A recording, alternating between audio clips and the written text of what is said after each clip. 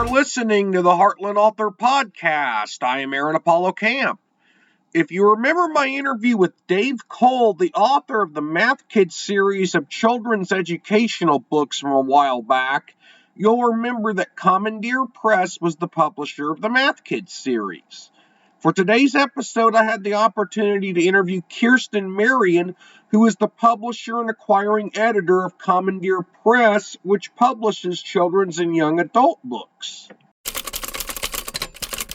I'm here with Kirsten Marion, who is the publisher and acquiring editor of Commandeer Press.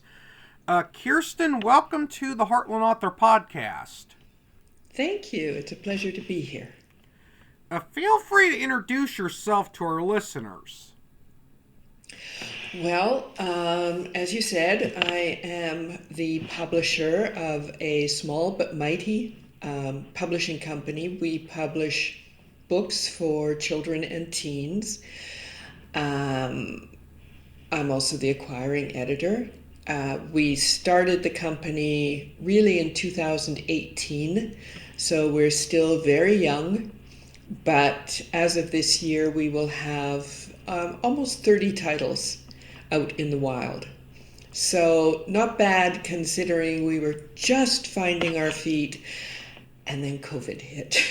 So it's been a bit of a roller coaster, but I love it. I love children's literature. It was, as a child, I fell in love with books. So I want to pass that love of reading on to future generations. Now, what types of books does Commandeer Press publish? All genres, from picture books to YA. So we mainly focus on STEM-related books. So books that have either a science, technology, engineering, math component to them, or something else that ties in to the common curriculum, the core curriculum for kids, because we find that has the most appeal. Kids love to learn stuff. They love to close a book and say, wow, I learned some really cool stuff from that book. So we've tried to employ those components in the books we acquire. It's also just a fact that adults buy the kids' books. So parents, teachers, librarians, they all tend to be drawn to books with a learning component to them. They're still fiction books, but I believe you've interviewed one of our authors who's written the Math Kids series. Yes, Dave Cole. Yeah. So as an example, the Math Kids series is a middle grade series, so ages 9 to 12, roughly. Each book is a mystery, detective story, problem solving of one sort or another. But these kids, while having their adventure, use math to solve whatever the issue of the book is. So that's how we're incorporating learning with just fun fiction. Now, in addition to Dave Cole, who was a wonderful guest on this podcast when I interviewed him, who are some of the other authors who have published books through Commandeer Press? Oh, quite a few now. Carolyn Fernandez has written two series, or is writing two series for us. The first is a picture book series called The Adventures of Grammosaurus. Now, Grammosaurus is a grandma goes on field trips with her young kids, young grandkids, and on each of these field trips, every time she sneezes, she turns into a different dinosaur that only the kids can see, but creates mayhem. So again, these stories have layers. There's the field trip, there's the different dinosaurs introduced, and there's always a subtext. Like the first one was at the museum, so how do you behave at a museum? The second one was at the aquarium rescue center, so that was about animal rescue, how aquariums are used to rehabilitate and save ocean animals, and also some environmental. We don't throw cups in the water, we don't throw plastic in the water. And the upcoming one is, the subtext is nutrition, because it's at the supermarket. So those are pretty fun. And she's also writing another series. This is an early chapter book series. So this would be kids sort of 6 to 8 or 9. And early reader chapter books are the transition books from picture books to middle grade.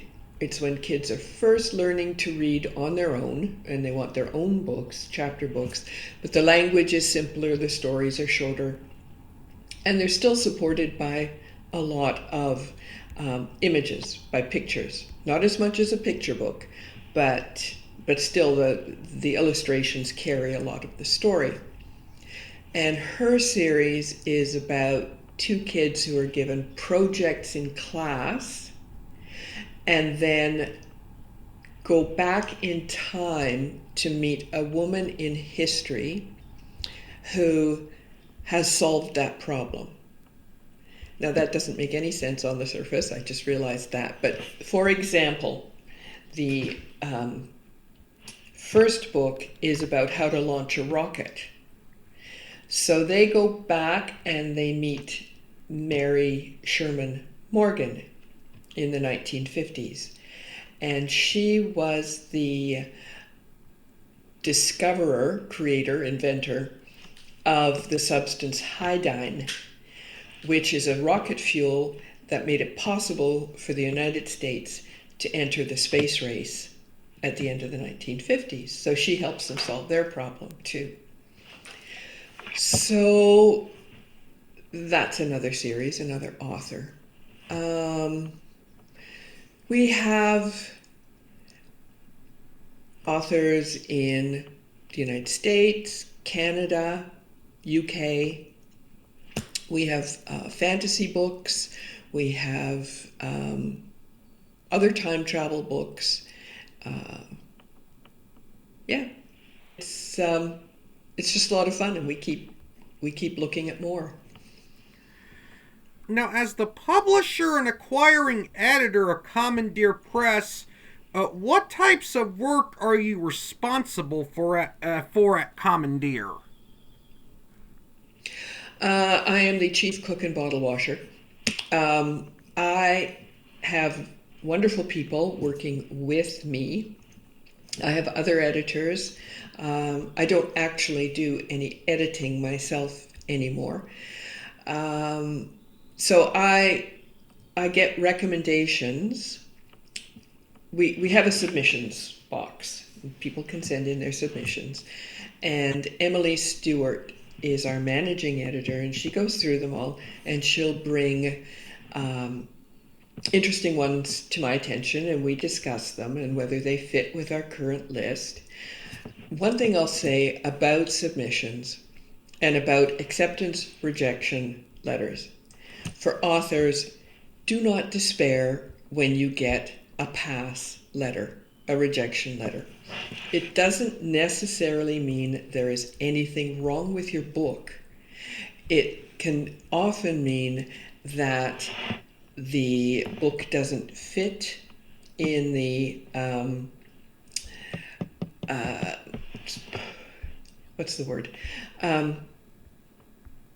the structure that we're looking for, whether we have perhaps recently published a book like that, or there's one in the pipeline, or it doesn't have some of the components that we are in particular looking for. Anyhow, having said all that, Emily will pass these on to me. We'll have a discussion, yay or nay, and then I work with her to. I write the letters. I handle all the financial side. We work together to find an illustrator. We have a marketing department, so we work with them on putting the book together in the best possible way for the market as it stands. What else do I do? Government reporting, grant applications, all the royalty calculations. Really, whatever the issue of the day is, it usually comes across my desk. We're still a small company, so we all have to multitask to a large extent. Now, how do books published by Commandeer Press make it to bookstore shelves, online book retailers, and libraries? And how does Commandeer handle any ebook or audiobook versions of print books that Commandeer prints? Great question. We have two distributors, one in the US and one in Canada. Our American distributor has a sales force, and they also rep us in the UK and Europe. So I will send all our marketing materials semi-annually to 2 sales conferences to our distributors and the sales teams, and then they will go out and talk to their clients, the bookstores, the independent bookstores. They have reps that handle Amazon, the big chain stores, and libraries. So library sales are usually done through big wholesalers, but those accounts are managed through both our Canadian sales and US sales teams. We don't go out and sell stuff directly. Let's see, ebooks. Ebooks, we have them made as soon as the print file is ready. So again, the ebooks are released through our American distributor and put on the various the sites, the usual suspects: Apple, Amazon, Barnes and Noble, IndieBound, and so on. Did that answer the question, or is there Yes, a part I did. missed? Okay. Now, what part of Canada is Commandeer Press based in? We are in the very far west. We're in Victoria, British Columbia. Yeah, because I saw the Indigenous acknowledgement on your website for the traditional homeland of the Salish peoples, which were the original inhabitants of Victoria Island and that part of Canada. Yes. Vancouver, I think it's called Vancouver Island, but Victoria is the largest city on that island, and Vancouver is on the British Columbia mainland, the city of Vancouver. That's correct. It's about it is an 11-minute plane ride away. It's the Strait, the Salish Sea and the Georgian Straits are between us and the mainland. We're actually equidistant from Vancouver and Seattle, because Vancouver Island dips down quite far south. Okay, now I do have one final question. Prior to entering the book publishing industry, you worked in senior management positions in finance and accounting. What was the hardest part of transitioning from a career in finance and accounting to a career in book publishing? Well, my career in in finance had taken me through several different industries. I was either director of finance or chief financial officer of a number of different companies, from technology to charitable organizations, non-government organizations, and hospitals. My last job before buying the publishing company was as a hospital chief financial officer. Many of the same business practices apply in publishing. The thing about having a business background is it's transferable, but you have to learn the new business. So the hardest part for me was coming to grips with the fact that in the book publishing industry, fundamentally all books are sold, quote unquote, to bookstores, libraries, anyone, on consignment. In other words, they can return books at any time within your return policies period. So you really don't know you have a sale until well after those books are shipped. Well, Kirsten, you are a wonderful guest for this podcast, and I thank you for appearing on the Heartland Author Podcast. Well, thank you for having me, Aaron. I really enjoyed our chat. It's always wonderful to interview people from the publishing side of the book industry. This is Aaron Apollo Camp reminding y'all to write and publish your imagination. Bye for now.